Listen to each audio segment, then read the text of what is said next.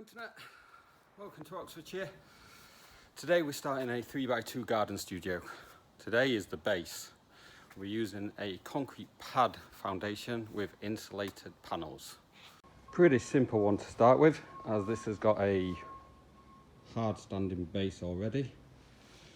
We've marked out the base using a simple frame that we've squared up, measuring diagonally across the corners. We've worked out the sizes of our panels, and then we are going to support each panel on the join and then 1 metre front to back. We've added an extra pile just to support the main opening of the door where the high traffic area is. As we've been marking out the pads, we've also chucked a level over the base and highlighted the highest part of the base. This is where we will start the first pad from. Just used a simple boat level there just to level off both ways so we know the pad is perfectly level.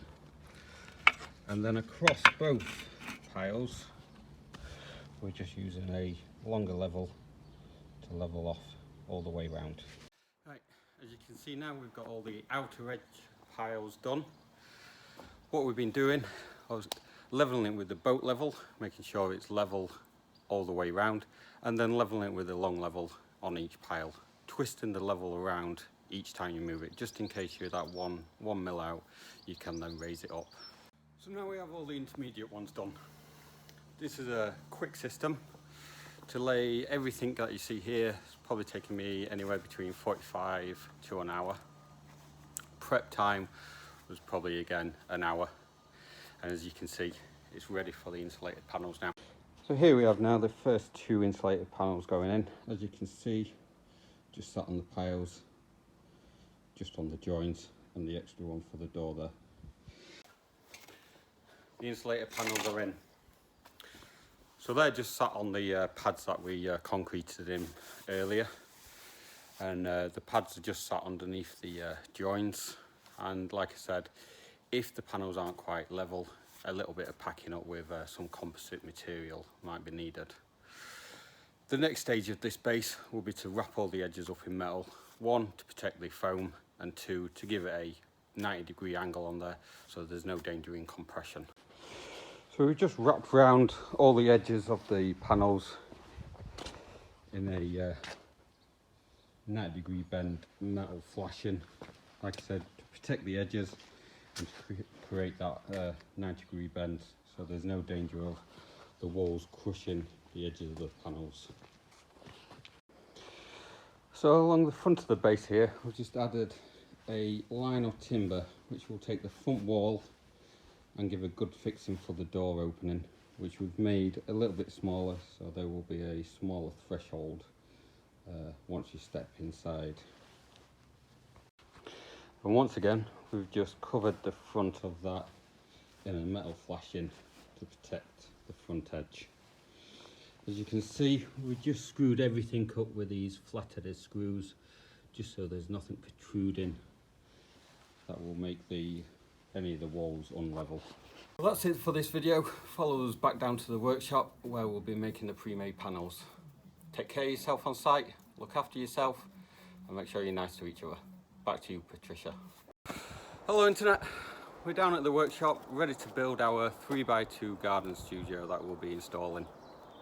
We'll make everything down at the workshop, transport it onto site, so a lot easier for us to manage. With everything, preparation is key. So we've set up outside, we're going to start making our panels, we've got our drawings, we've got our sizes, so we'll get everything measured up, cut, ready to manufacture. So we've just set up our table with all our timber on it, ready to measure everything. We've got the saw ready there, so we can crack on.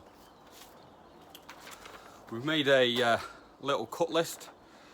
We'll be measuring, marking each bit of timber as we go, just so we know when we come to use it, we are using the right measurement.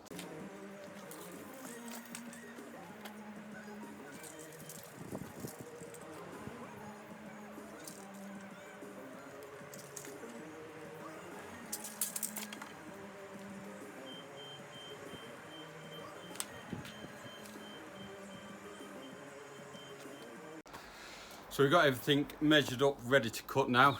We've got them stacked up in methodical piles, just so we can keep it nice and separate. Get on with the cutting, keeping it still in them same piles, and make it a lot easier when we start making the frames up.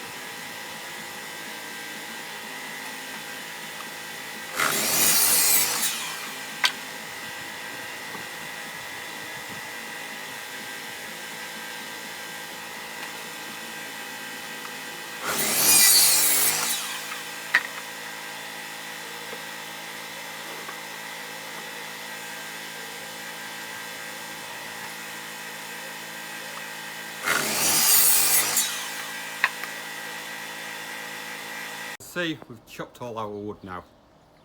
We're using 3x2 treated timber for all our framing. Now we've got it in the separate piles, we'll split it all down, start making each individual frame. The fronts first, then the sides, and then the backs. So we're just at the stage now of cutting our boards down. We've got the sizes of our frames, we're just going to replicate them sizes onto the boards. We're going to be using a 36-volt plunge saw. Nice and smooth, plenty of power for this job, and being a plunge saw you can regulate the depth of the cut a lot easier.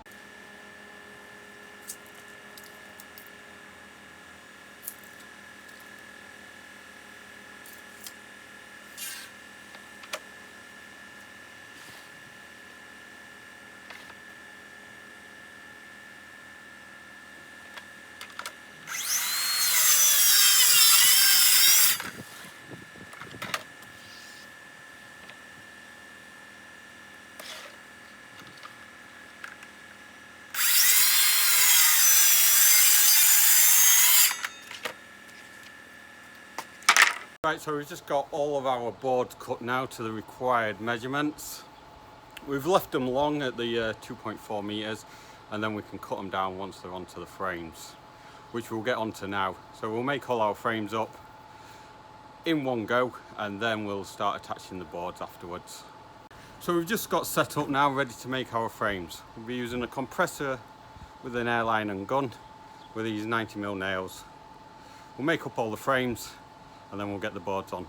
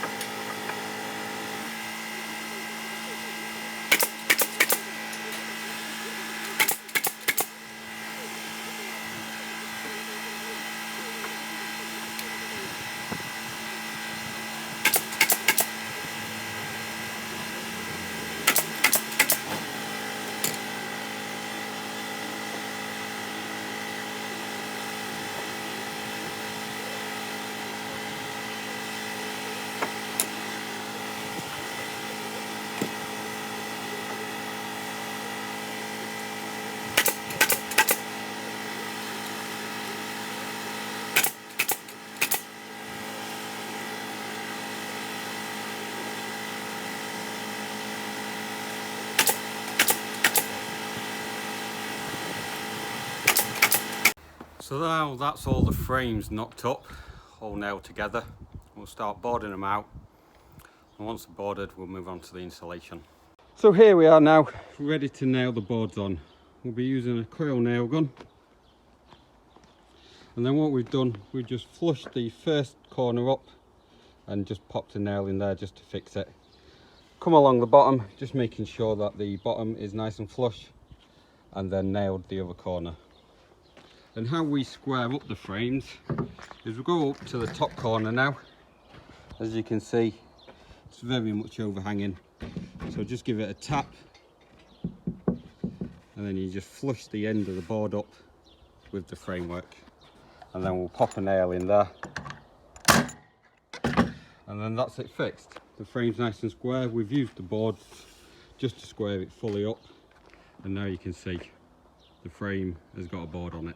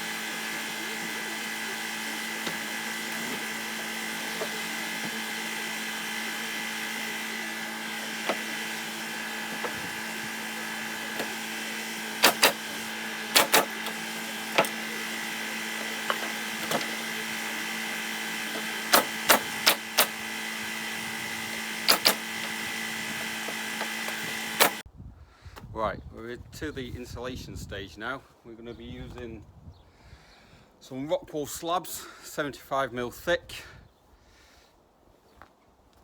And we'll just talk through it as we do it, then we'll get on to membraning. Just going to place it in, nice and snug, and then chop it off where you need it. This is the slow part of the stage, probably going to take anywhere between an hour and a half to 2 hours, depending on the size of your building. But we'll just a bit of membrane. What we'll be using is just normal roofing membrane. Use the line just to overhang and get it nice and straight.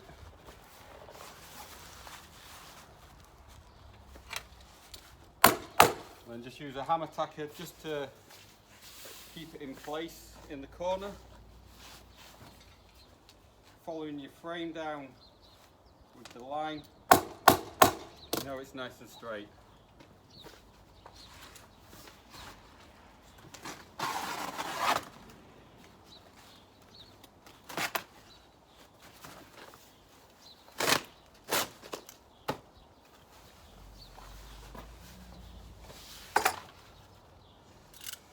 Chopped it off there at the bottom just so it overhangs our base when we go to install it.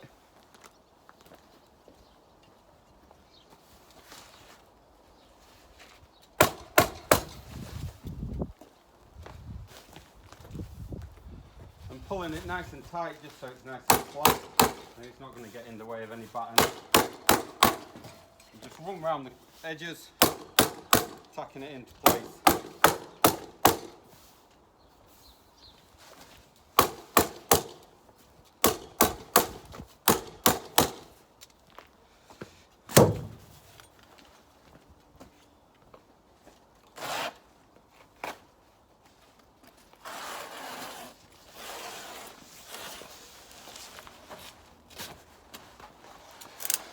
Just trim down that one edge, as this is 1.5 meters long. That panel was 700mm, just so there's a bit extra, just so it overlaps the next panel when we screw them together.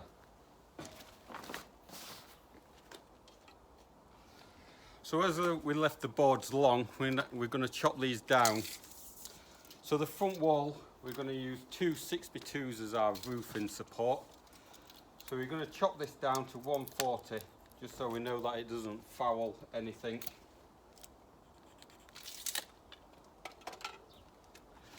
And again, we'll use our plunge saw with our rails, keeping the line nice and straight.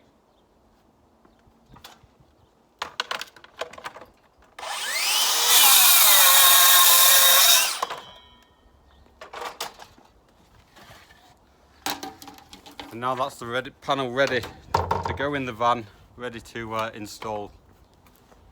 So we're just at the stage of making everything else for the building that we might need. So we've just got our corner supports, 4x4 posts. They'll help the panels get screwed together on the corners. And what we've done, if you can just see that, is we've just notched it out using the depth gauge on the saw, just to carry our cables around the corners. Right, what we've done, we've just screwed two 6x2s together, nice and strong. This is going to be for our roof support. It's going to span the gap of the doorway, just sit on the front walls. Everything's going to be sat on there, so we need it to be nice and strong. Right, so we built all the studio, ready for install. Be a nice and quick day once it's on site. Pack up the workshop now and get off. Take care of yourselves, be kind to each other. Back to you, Patricia. Hello Internet, we're back here in Oxfordshire, ready to get this 3x2 garden studio sorted. What we're doing today is installing the walls. First of all, we've got a 4x4 support post on the corner, and then we're just leveling the panels using our bit of battening. So we just put it on the edge, making sure the post is flush with the batten, and we're just going to go in with some knives.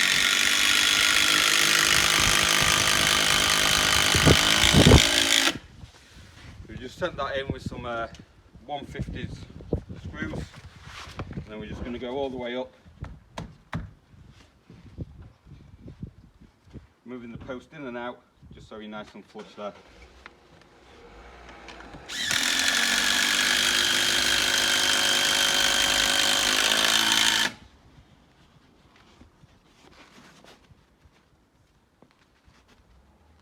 Pull that post over for us.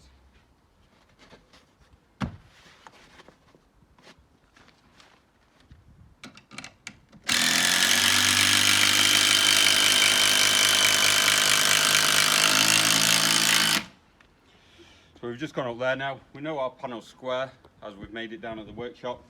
We've got the post on. We'll get the back wall in here, and that'll make that corner nice and square. So we've got our 2 corner panels in now. One on the back, one on the side. Just keeping the edges nice and flush, ready for our battens to go on. As we've levelled the base, made the panel square, we know this corner is nice and level both ways, and then we'll just carry on going until we've got the whole building done. So we've got all the panels up now. You see all the corner posts are on, just there supporting all the corners. We go inside here, you just see all the walls are nice and flush there, just to take all the plasterboard so you don't get no lumps. You just come down at the bottom here. You see that the wall panels are just sat along the flush edge of the floor there. We know that will make it nice and square all the way round, and then once we get up onto the roof it'll make it easy for us. Right, so we're ready for the roof now. We're using these insulated panels. You can get them from various companies. 80mm thick with a 35mm ridge, making it 115 overall. The roof on our design sits inside the sidewalls, so what we need to do first is cut a nice straight edge so the panel can sit hard up against the sidewall. So we're just here now on the top of the walls, as you can see where the joins are. It's just running all the way. And what we'll add is just a supporting piece that links all the panels together from the back corner, running forward, and then we'll shoot it forward off the front of the building for our overhang. What that does, it just locks all this up. As it's shaking a bit, it just strengthens all the joints, and then it gives us our flush finish for the top of the ply for our roofs to sit on. Right, we've just set our door opening for our French door, 1450. Just follow me around here, we'll just show you the sides. So we're just screwing down each panel down onto the floor system. Just making sure the timber is nice and flush along the edge. Just coming to the corner and then following that round the back there. So the back will depend on the front wall there. Where we pull the front forward, we'll keep the front forward and maybe overhang the back that 5mm, just to give it the squareness that we need. Yep. Right, so we're just here levelling up our front walls now, making sure we've got our opening for our door. What we've got is some bracing pieces. We just level up one side, we get it braced. Just make sure the bottom is the right size for our door opening, with a few mil just to pack it up. So then we come over to our next wall, we'll level it up, and then we're just going to brace.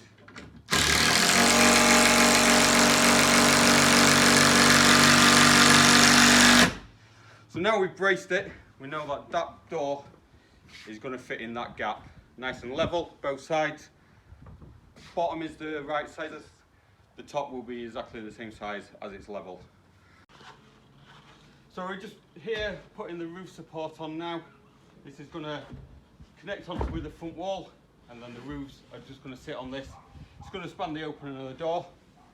This is 2 6x2s screwed together there, and then that gives our thickness of our wall and our batten. We've just got it flush onto the corner support corner there, and then flush it over on this side. And what we'll do, we'll screw into the side walls, both sides, and then screw up from the front walls into the support.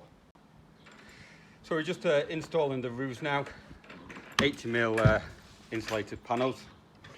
What we're using to fix it to the sidewall are the metal angle brackets. We've tacked it down onto the roof, and then we're just going to go into the sidewall just with some 60 screws. We're just going to put a bit of pressure, pull the sidewall into the roof just as it tightens up.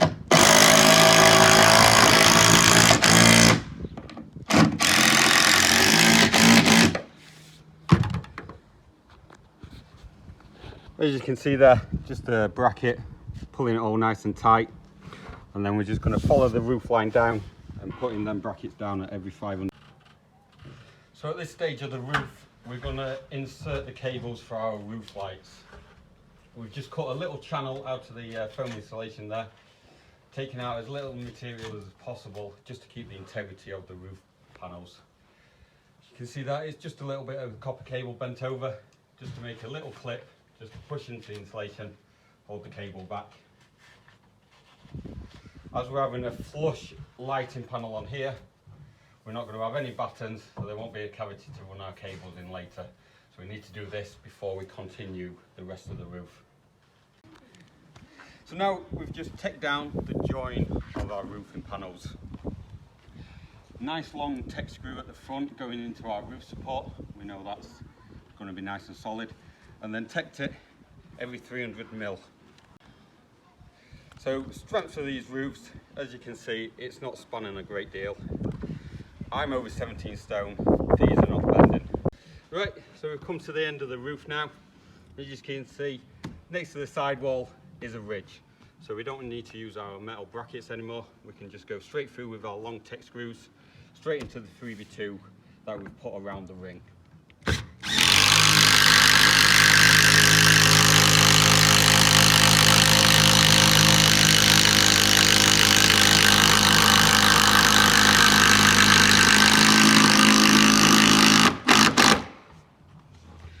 Always pulling onto the sidewalls just to pull that pressure in so you don't push the wall away with the screw, and then you have to tighten it up too much, which can bend the ridge.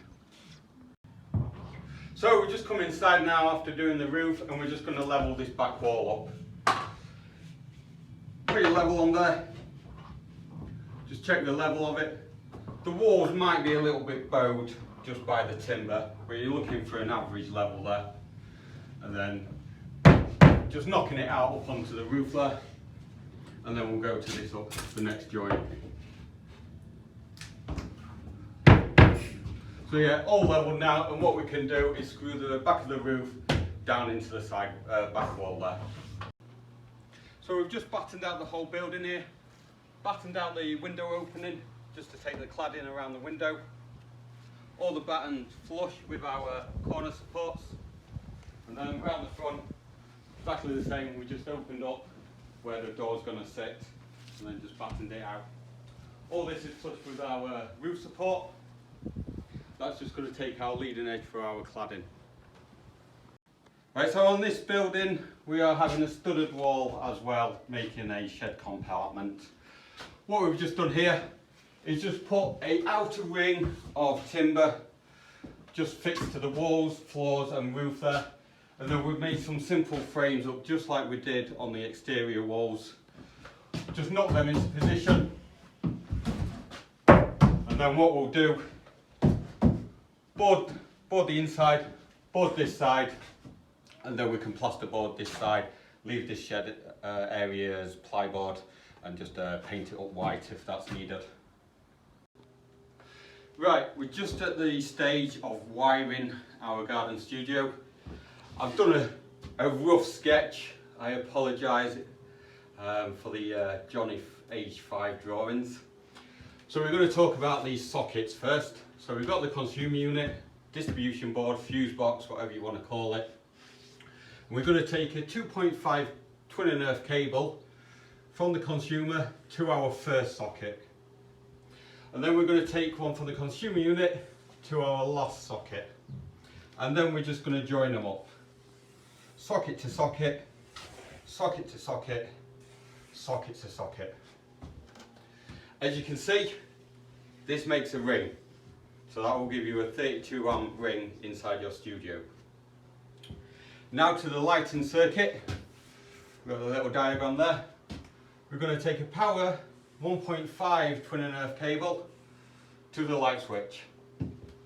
And then we're going to individually feed each light. So we've got our outdoor lights, again 1.5 twin and earth cable. We've got our internal light, 1.5 twin and earth cable. And we've got our roof overhang. These are just a standard decking kit you can get from any DIY shop. Comes with a transformer on it, drops it down to 12 volt. And then the cable wired into the switch. That will go into the 12 volt transformer and then power the hood lights that hang over. Also on this studio we've got a shed partition. So we're going to take a feed cable from the light switch to the light switch. That's from the consumer to the light switch, down to the light switch. This will give this second light switch power. And then again, individually powering each light. We've got a separate outdoor light near the shed area, and then we've also got the internal light for the shed area. Okay, that's the end of day one here. We've made quite a lot of progress. Got the doors in, got a lot cladded. Got the big window on that side tomorrow. Going forward now, tomorrow, big day, push on, get it all completed on the outside here, and then we can get inside and start plasterboarding. Be safe, be kind to each other. Back to you, Patricia. Hello internet, back here in Oxfordshire. Bit of a miserable day today, but we'll crack on anyway. Got the jumper out. Seeing as I'm northern, I'll only put the big coat on if it starts snowing. What we've got here today, we've just got a job list. It's always good to make a plan, even if you don't stick to it. We'll see how much of that we get done today. So we've got a bit of cladding to do, get the roof overhang done, and then get the roof metals on, get it all nice and watertight. So, cladding on this building, we're using a British cedar, tongue and groove. Looks very similar to red western cedar. It's just got a lot more detail, as in grain and knots. Still the same specifications, still smells the same, still looks the same, and it still lays the same. As you can see, it's a nice wide board. We've got a groove and then a tongue. So we'll be secret nailing this with 16 gauge stainless steel pins. So we're just going to do a bit more cladding now. As you can see, we've cladded most of this side around the window. So we're using this British cedar. We're just going to slip it into the tongue, making sure it's nice and tight. And with our pin gun, 16 gauge stainless steel pins, we're just going to fire 2 in each batten on the tongue.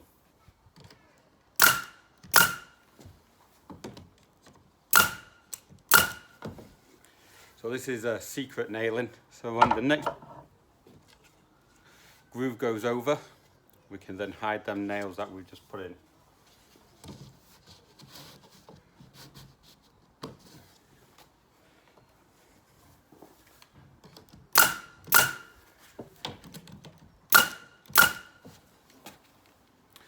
So we left it a little bit long around the window there, just so we can then router it off once to open up the window. And then you can see we've got the bottom pieces in, top pieces in, and then around the window there we're going to take a full board to cover the whole window.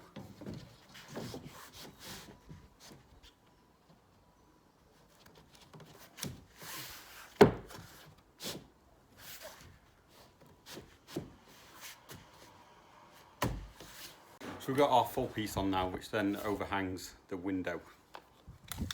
Take a measurement from the batten to the edge, making sure it's the same all the way up, and then just replicate them measurements on the front face.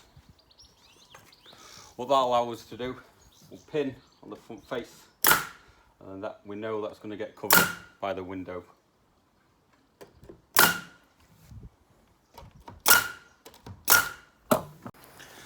So we've got to the corner of our building. So just gone over to our circular saw, cut down a thinner bit of cedar. It doesn't need to be perfectly smooth straight, as this will get covered by our corner detail. So we're just going to knock it in, flush it up with the bottom.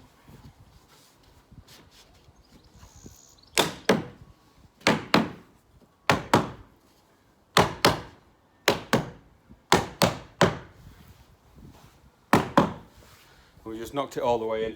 So now this corner wraps around nice and smooth, and then the gap down this side, that will get covered by our corner trims. So we've just moved on to the corner details now.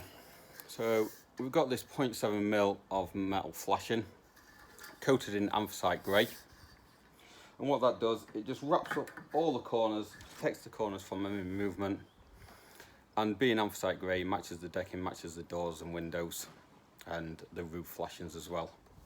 So you can see there, it's just sat over the corner.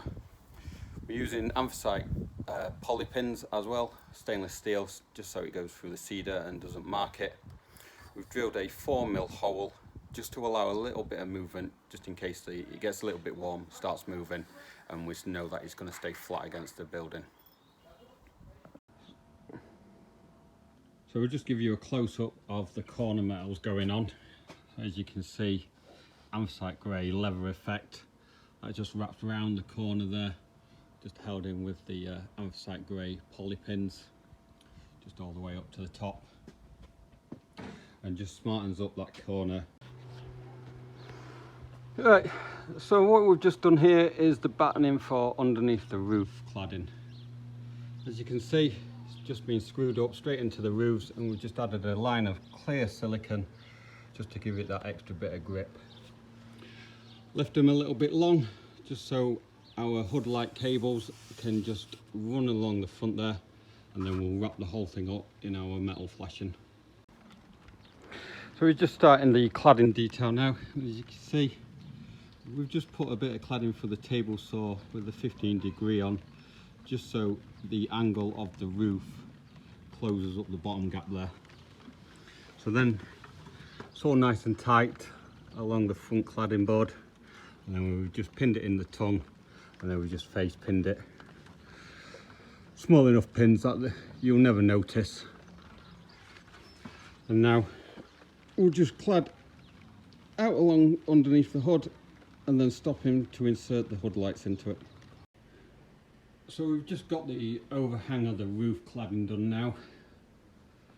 Quite difficult to do on your own. A lot of non-BBC2 words came out. And then what we'll just do there is locate where we're going to put our little LED lights, and then just drill through the cladding and then insert them.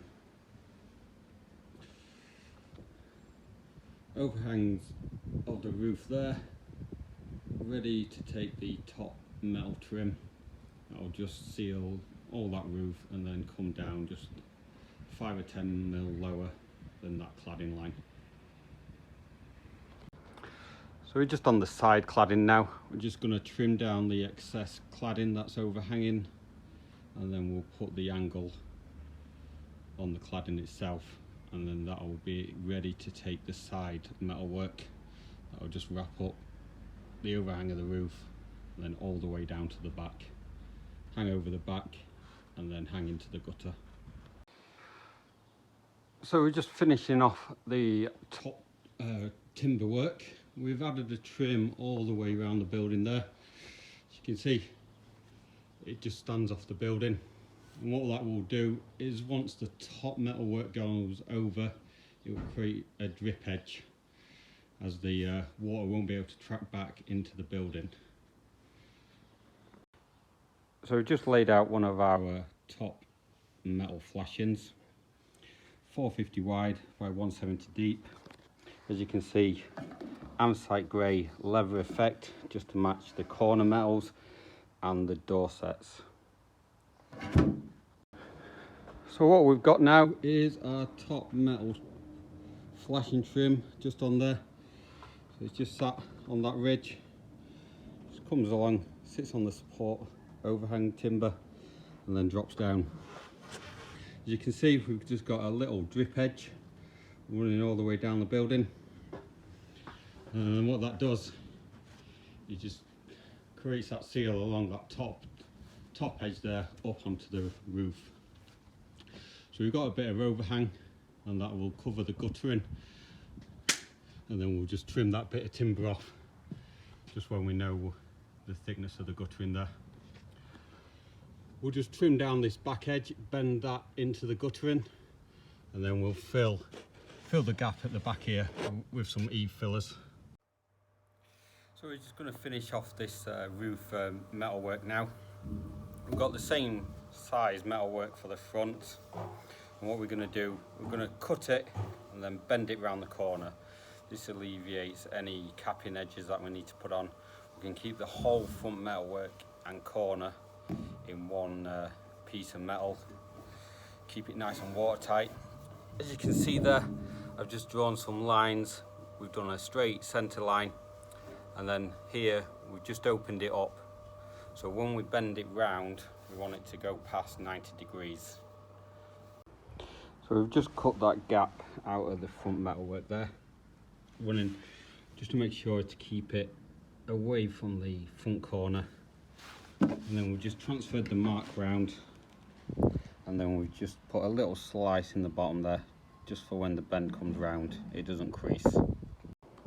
So just on the back side here, we've just scored it along a square edge with a Stanley knife blade, a couple of times scored. That'll help it fold over as well, and then keep the corner nice and rounded. As you can see now, just folded it round. Nice continuous corner, and on the inside you know it's going to be sealed along this edge, then the bottom is overlapping, nice and sealed. So we've just put the corner up now. As you can see, it's just folding round nicely, keeping it a nice smooth edge. Our cut edge, we'll get that tacked down just so it's sealing under there. You can put a bit of foam tape, gum tape, bit of silicone, does the job just as well, just to seal that edge, and then we'll just get it poly pinned all the way round.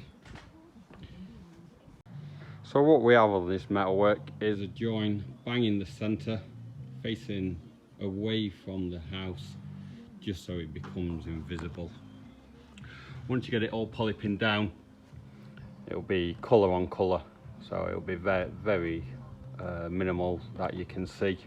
If you do want it to blend in, you could always run a bead of coloured silicone down the join there, and then that'll make it blend away. So, end of day 2 now. We've got the outside complete. Tomorrow we'll get the inside plasterboarded here, ready for the plasterer to come in, and then that will be it for the studio until the second fix. So a nice little job, garden studio in 3 days. Hello internet. Day 3 on the garden studio here in Oxfordshire. Today we're just doing the inside of both rooms, so we're just in the shed area here. Going to get the floor down and then just trim all the joins up with some rips of plyboard. We're using some fiberboard underlay just to go underneath the chipboard flooring, just to give it some extra protection, being hardwaring for a shed area. We've just got the shed flooring down now, just chipboard flooring, tongue and groove, just pushed up. So we've left little gaps around the edge there just for a bit of movement, and then we'll cover that with some plyboard skirting board. Right, we've just finished the shed area with all the strips of ply, covering all the joints, nail lines, just tidying it all up. Bit of 12mm ply, bit of skirting there, and then just around the door, the threshold, it just tidies everything up. What we'll do now, we'll get onto the wooden panel for the doorway there, make it nice and secure. Right, so we've just made a cedar panel just for the doorway here, make it nice and secure for the shed area. We just got a piece of 12mm ply and then glued the cedar to the front edge of it, and then trimmed it down to the same size as what the glass would be. and then just inserted it into the middle there. So we've just installed the guttering on the back of the building here. As we've got a rear door, we've just bent it around the corner just to fit nice, and then that just goes down and soaks away. So we've just created a fall with a spirit level, so all the water comes down to the running outlet here, and then we've just bent over the metal flashing just so it goes into the gutter, and then just on the roof there, and then we'll just take down all the metal trims there. Right, we're just onto plasterboarding now. We've got the roof first to do. So we're using the smaller plasterboards, the 1500 by 900s, just to make it a bit easier for myself to do it by myself. And this is a pretty small studio, so a full board would be tight to get in there. So let's see how bad it goes.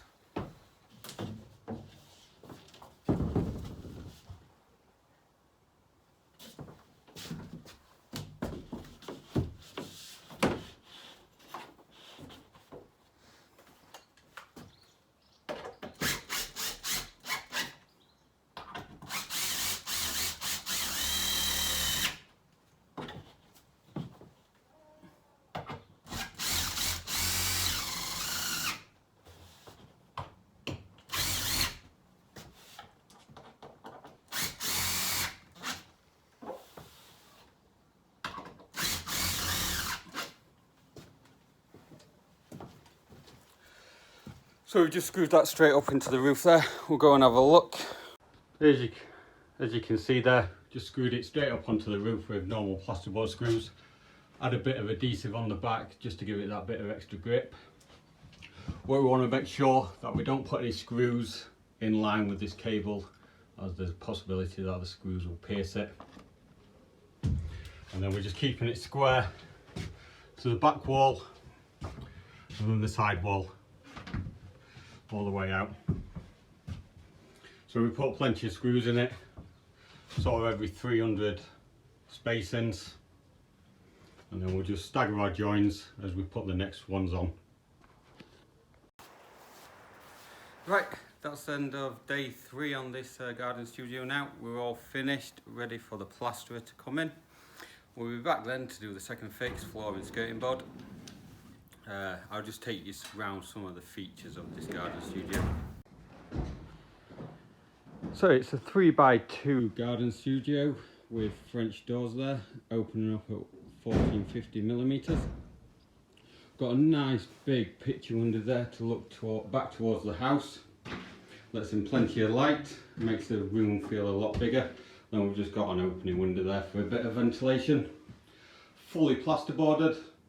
We've got all the electrics running there, 4 double sockets, a single socket for the heater there. So on the outside here, we've got the British cedar on the cladding. As you can see, it's got quite a bit of detail.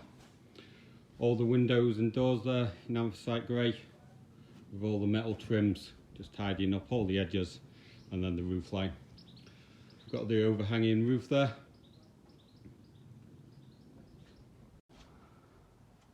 So on the back there, we've got our guttering. Just takes all the water from the roof down around the corner and then just soaks away. So we've got this single entry door, cladded in cedar again with plyboard on the inside.